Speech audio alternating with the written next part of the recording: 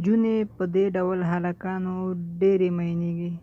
سلامونه او احترامات مې قبول کړئ دوستانو. په دې هیله یم چې روغ او جوړ به یې راته.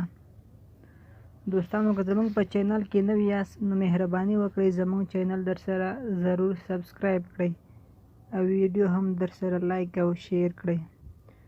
نجونې په دې ډول نارینه‌و ډېرې ژر مینېږي.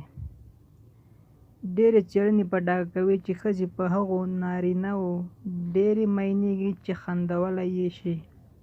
ارواپوهان وایي چې شوخ طبیعي د نورو د جذب مهم راز دی. هغوی چې په مجلسونو کې نور خندولی شي نو زیات خلک ورسره ملګرتیا جوړوي.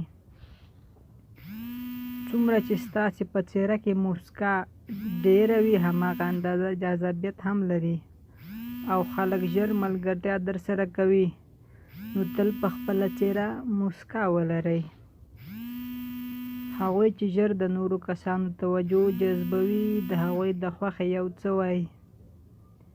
د نورو کسانو د شخصیت، ذوق او علاقو پیژندل مو په دې بریالي کوي چې پاملرنه یې جذب کړئ او په زړه کې ځای پیدا کړئ.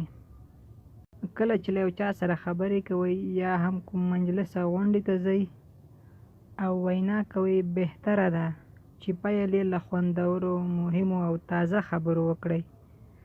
ځکه په پیل کې وړې او تکراري خبرې ستاسې د وینا او خبرو اغیزه کموي او ورسره د خلکو پام له لاسه ورکوئ.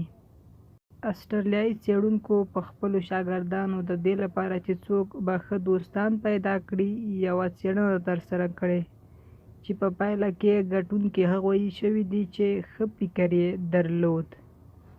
ښه فکر پر خپله ښه ملګری دی او کولی شي تاسې له زیاتو مشکلاتو بچ کړي.